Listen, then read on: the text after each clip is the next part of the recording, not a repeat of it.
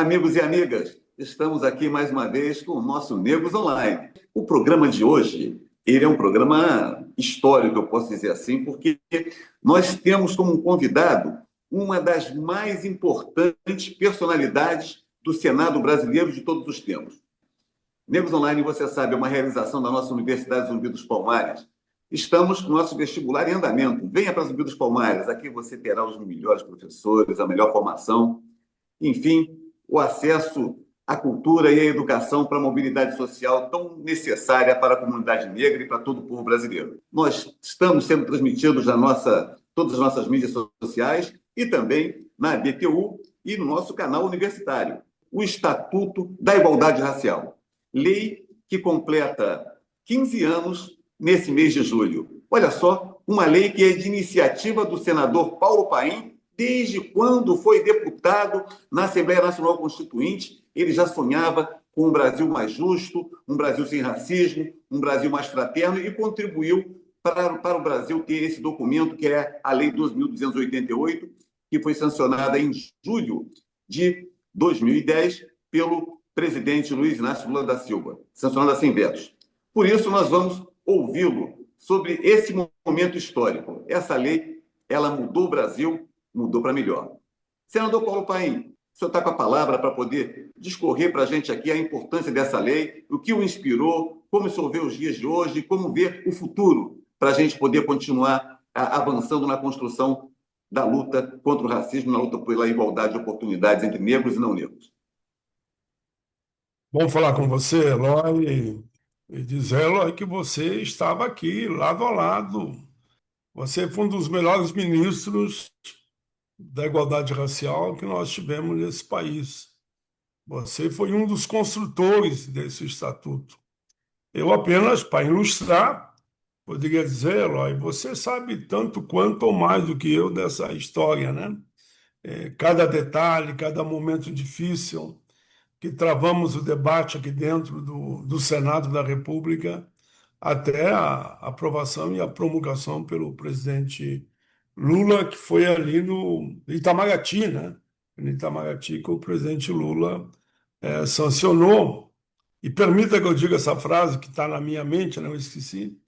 E ele disse, tanto para mim quanto para você, no discurso dele, olha, eu sei que há alguns questionamentos em relação ao estatuto e é natural, que a gente sempre quer a perfeição, se possível, né?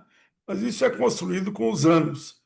Mas eu vou sancionar, sim, que se não sancionar, daqui a 10, 15, 20, 100 anos, vocês vão estar lamentando porque nós não sancionamos o estatuto no alcance que ele chegou.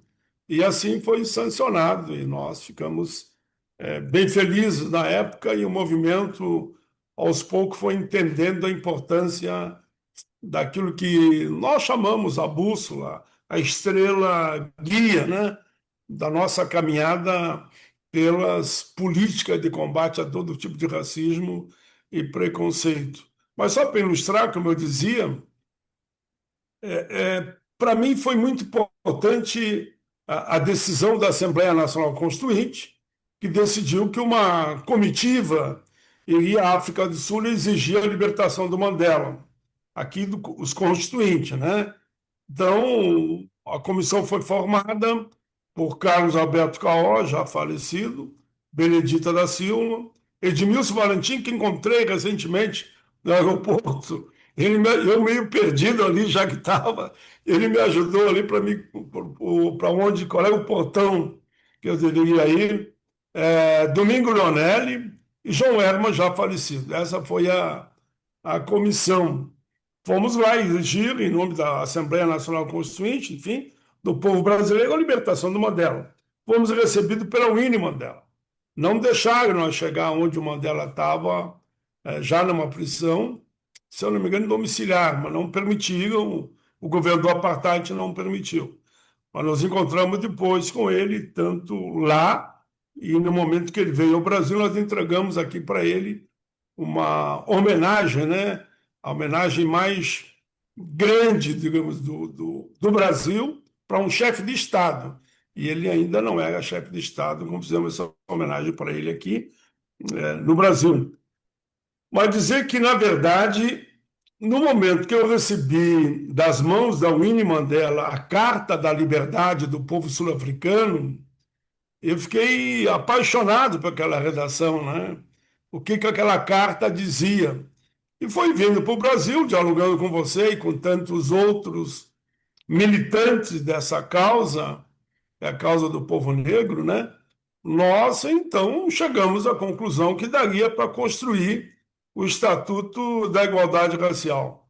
E aí foram reuniões, percorremos o Brasil, claro, não fomos a todos os estados, foram reuniões regionais, reuniões aqui, foi muito debate, se não me engano, foi mais de 10 anos de debate, né? Para construir o estatuto. Não me Cerca de lembro 20 se foi anos. 10 ou 20 15 anos anos. tramitando. Hã?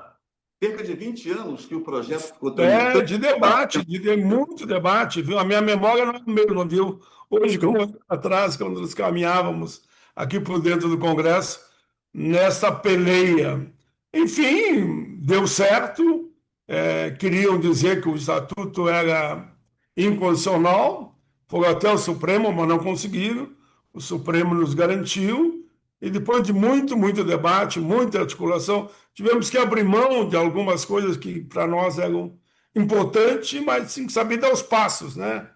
Um amigo meu já falecido, Floriciano Paixão, era um grande parlamentar do PDT. E quando eu cheguei aqui no Congresso, ele me disse: Pai, eu sei que tu vem cheio de ideal, projeto bom é projeto aprovado. A perfeição se busca depois. Eu nunca me esqueci disso, né? E E conseguimos avançar até que retiramos, me lembro que tiramos a questão das cotas que estavam ali dentro, já estavam ali as cotas. Nós tivemos que tirar as cotas, depois aprovamos ela solta, né? Mas aprovamos depois. Sabíamos que era o passo. E também o fundo para combater o racismo e preconceito, que tinha uma redação muito boa lá, tivemos que mexer. Fizemos isso e conseguimos chegar, então, na aprovação final.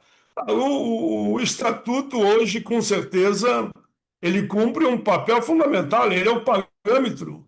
Você, lá, muitas vezes, fala comigo, conversamos, que os grandes temas das ações afirmativas estão ali, como é que chama? O guia está ali, a bússola está ali, para que a gente pudesse avançar. Foi graças ao Estatuto que nós temos hoje cota no serviço público. Eu tive a alegria de ser o autor dessa proposta e fui relator das cotas nas universidades, né? Aqui no Senado, a Dandara foi lá na Câmara, na última aprovação. Aqui o Humberto Costas foi relator do Estatuto da Igualdade Racial. Então, ele tem nos ajudado muito. O Eloy foi um que sempre disse: temos que exigir a regulamentação para a aplicação plena do Estatuto, né, Eloy? Acho que é isso. você trabalhou muito como ministro, você é um grande líder, viu? Eu estou muito feliz de estar conversando com você aqui. Eu, eu fico muito feliz de ouvi-lo, sabe, senador? A sua iniciativa mudou muito o rumo da luta por igualdade de oportunidades no nosso país, com a aprovação desse documento. E me recordo que, após essa aprovação, não sei se o senhor lembra, havia uma ação de inconstitucionalidade das cotas no STF. Perfeito. E mesmo entre aqueles que estavam ombreados conosco na luta antirracista, diziam: mas nós precisamos das cotas no documento do Estatuto. E eu sustentava, a partir de que o Estatuto era um documento de ações afirmativas, desde seu primeiro artigo, e esse documento marcava a ação afirmativa das cotas. Ele não falava cotas explicitamente, mas a cota estava incluída ali, porque a cota é uma das ações afirmativas. Quanto do julgamento da ação, dessa ação de inconstitucionalidade no STF, impetrada pelo DEM, que era o partido que já não existe mais hoje, né? O DEM, essa ação foi julgada, o relator foi o ministro Ricardo Lewandowski. Ricardo Lewandowski sustentou com base na constitucionalidade e depois mostrou, disse assim: olha só, o que mostra a importância dessa ação, que confirma que a ação as cotas são constitucionais, é aqui o Estatuto da Igualdade Racial, que tem a previsão das ações afirmativas, desde na sua formulação toda. Então, a primeira vitória do Estatuto da Igualdade Racial se deu naquela marca de derrotar a ação contra as cotas que o DEM tinha ingressado junto ao STF. Então, ali ele marcou. E, por fim, até um outro aspecto, quando o senhor também situa muito bem, que é essa questão daquela grita, mas vai ser o quê? Você precisa de um fundo para a igualdade racial. E nós percebemos que essa discussão era também importante. Contudo, o senador, que era o relator da matéria, quando ele tirou a ideia do fundo, ele só não percebeu uma coisa, que lá no Estatuto da Igualdade Racial está dizendo que as políticas de igualdade racial têm que ter previsão no orçamento da União. Então, longe da gente ter um naco, um pedacinho para poder fazer política pública de igualdade racial, tem o orçamento da União que tem que ter essa previsão. Todos os anos, o orçamento da União tem que constar lá o volume de recursos que são destinados para a construção da igualdade racial em todas as suas dimensões. Então, o senhor veja que bonito. Quando eles imaginaram que não tinha cota, tinha ação afirmativa. Quando eles imaginavam que não tinha fundo, tem o orçamento da União. Então, isso dá mais musculatura, dá mais força para esse documento que é extraordinário. Eu jamais vou esquecer o dia que, de fato, o relator, o ministro Lewandowski, ele fez uma audiência pública lá no Senado. E daí foi eu não vou dizer o nome, eu não vou dizer o nome, foi um promotor do IEA, né, do DEM, ele foi defender contra as cotas e eu fui escolhido porque era o único negro que tinha aqui também, né? Perguntaram, mas por que foi você como autor? Eu digo, eu fui porque era o único negro que tinha aqui, né? Aí você foi um dos que me convidou, pai, tem que ir lá, tem que ir.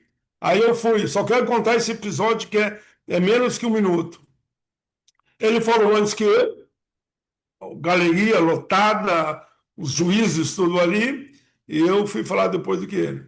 E ele disse, eu jamais vou esquecer, inclusive tem histórias que são fantasias, como que se as negras, no tempo da escravidão, gostavam de ser violentada, estuprada, enfim, né? Ele usou essa expressão. Eu digo, bom, que todos os santos Orixá me ajudem agora. E quando eu fui lá, a primeira fala que fiz, eu disse, eu queria perguntar ao senador, não vou dizer o nome, que veio aqui defender que as cotas são inconstitucionais e viajou no tempo e disse que elas gostavam de ser violentadas, né? Aí eu pergunto para ele se ele gostaria, aí eu joguei pesado, né? E tinha que jogar mesmo. Se ele gostaria que a mãe dele fosse violentada, que a irmã dele fosse violentada, que a sobrinha dele, que as amigas das irmãs deles, que quando eu faço a pergunta para você, que eu não quero que as minhas mãe, irmã, tia, sobrinha seja violentada. Foi um silêncio total, claro, e o plenário bateu palma. Resultados, ganhamos por unanimidade, né? Ganhamos por unanimidade e ali foi uma grande vitória. Baseado no quê? Porque estava no estatuto. Estava assegurado ali, isso que você argumentou com muita competência. E eu me lembrei desse episódio que eu jamais esqueci. Até hoje, quando eu fui em alguma universidade, aqui e acolá, que está gravado, né? Nós temos vídeo. Eu falo, mas os vídeos estão gravados até hoje. É verdade, é verdade. Isso foi marcante, marcante, inesquecível. E o Estatuto é uma contribuição tão forte que ainda não está plenamente apropriada. Tal a musculatura que tem esse documento durante esses 15 anos. Senador, nós vemos hoje, as mídias estão repletas de negras e negros. Como temos hoje negros e negras gerenciando atividades econômicas de lojas de departamentos, em bancos e formados na universidade. Olha, o Brasil iniciou uma grande mudança a partir desse estatuto, porque se incorporou, a par de toda aquela discussão de alguns tentarem negar o estatuto de todas as formas. Me recordo também que no dia da aprovação do estatuto houve uma reportagem, um grande jornal do Brasil, um jornal nacional, né, que colocou um conjunto, cerca de 12 entrevistas de pessoas para que falassem sobre o Estatuto. Eram 12 ou 13. Na verdade, eram 13, acho que 12 falaram contra, e somente uma para falar a favor. Isso é bem difícil. E, contudo, o Estatuto está aí. Porque é uma lei que pegou. Tanto pegou que a inclusão de negros e negras em todas as atividades culturais, econômicas, para que os negros e negras acessem os bens econômicos, elas estão se viabilizando. Mas ainda falta. O senhor sinalizou um aspecto que eu gostaria de trabalhar também nesse instante que nós falamos sobre os 15 anos do Estatuto da Igualdade Racial, que diz respeito à regulamentação desse documento, que em muitos pontos ainda precisam ser regulamentados. Precisa ser regulamentado as comissões de heteroidentificação, precisam ser regulamentadas algumas ações de iniciativa das ações afirmativas, precisa ser regulamentado os recursos destinados da lei orçamentária que o Estatuto determina, precisa ser regulamentado até uma coisa que eu costumo dizer simples, sabe? Que vai linkada com a Lei 10.639, a lei do ensino da história da África, a primeira lei sancionada pelo presidente Lula no seu primeiro mandato. Eu me refiro que diz respeito ao ensino de capoeira, que foi um dos temas tensos também. Me lembro. Fizemos um bom debate. Um bom debate. Os mestres de capoeira, eles podem ensinar capoeira nas escolas públicas, mas isso precisa ser regulamentado.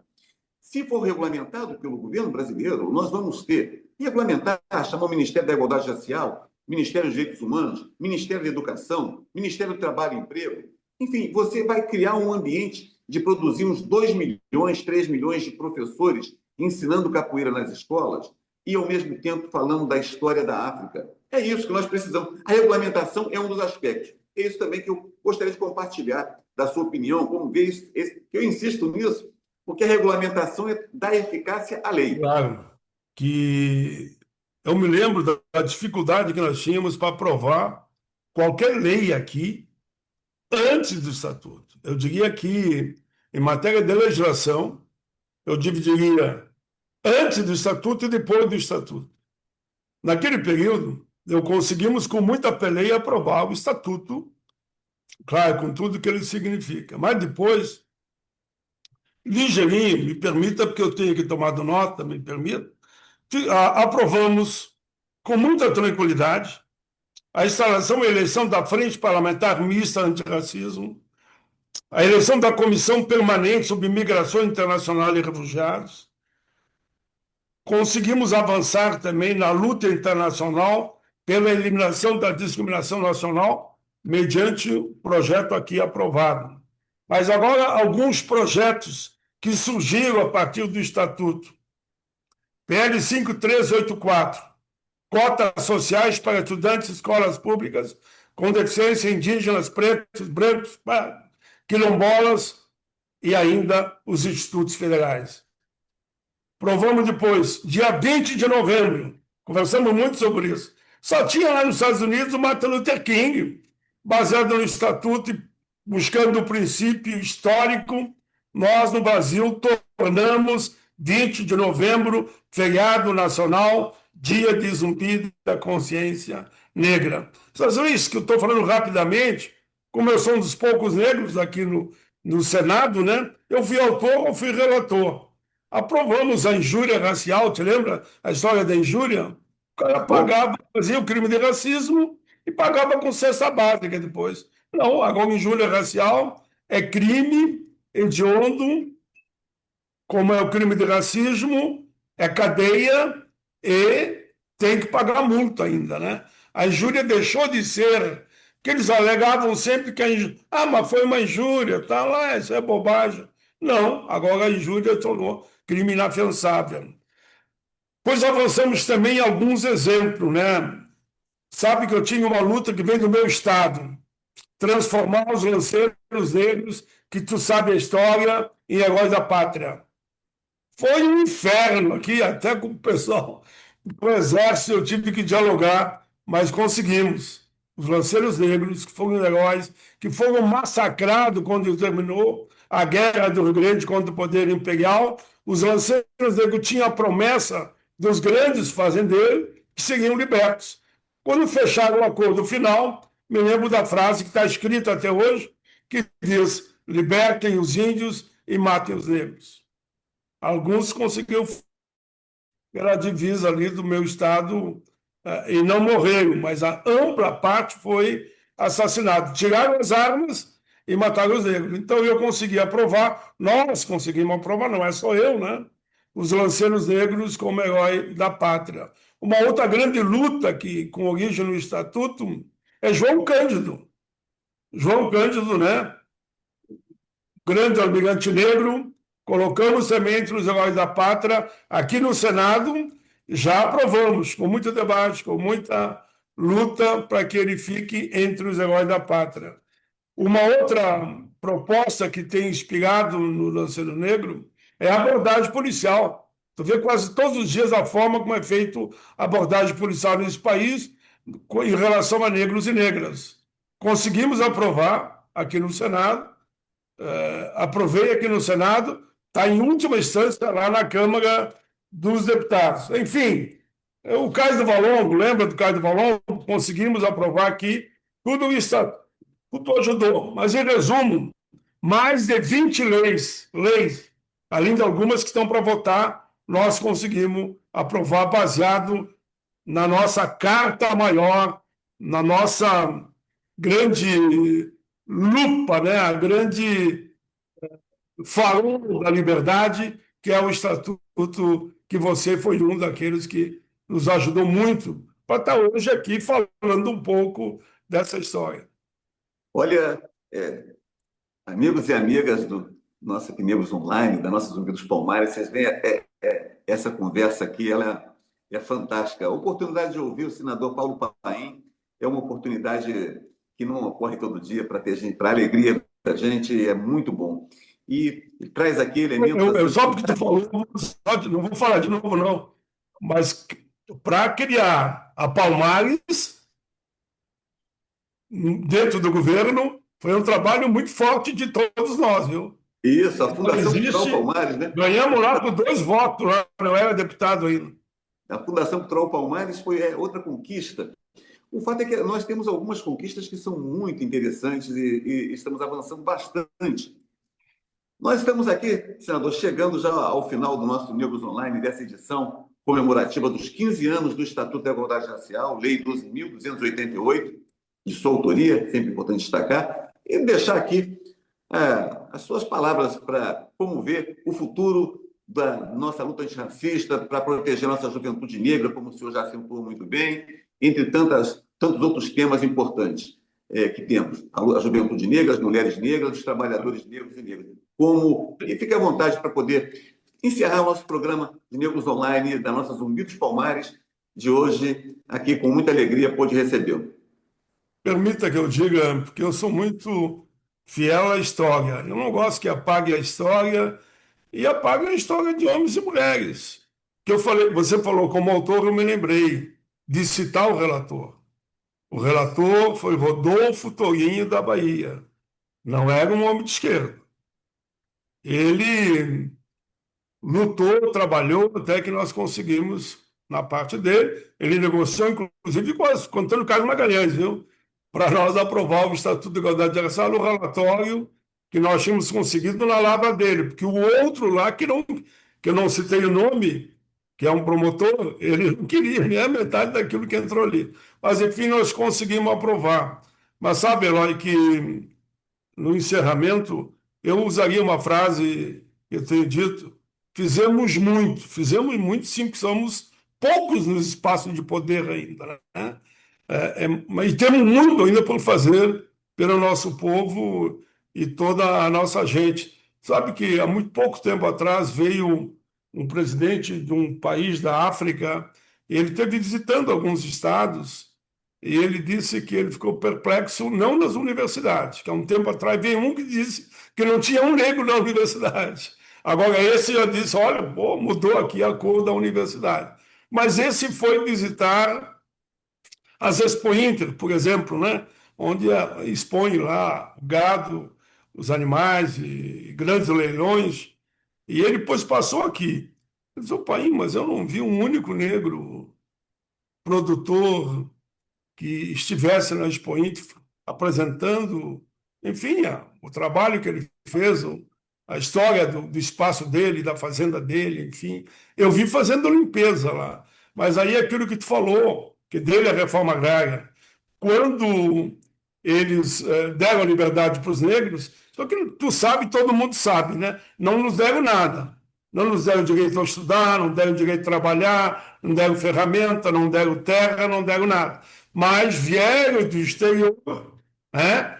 Aqueles que receberam, que negro não eram, receberam terra, recebendo toda a estrutura para trabalhar. Por isso que, naturalmente, isso vai passando de pai para filho, e hoje nós temos uma ou outra exceção de grandes produtores na área rural que sejam negros. Mas a luta continua. Sei que o tempo terminou, mas foi muito bom viajar no tempo com vocês nesse momento histórico do Estatuto da Igualdade Racial. Um beijo no coração de todos. Valeu, senador Paulo Paim. Muito obrigado por sua contribuição, sua presença aqui no nosso Negros Online, e retornaremos na próxima vez com mais temas importantes para a comunidade negra e também para todo o povo brasileiro. Firmes na luta e até o nosso próximo Negros Online. Estamos juntos.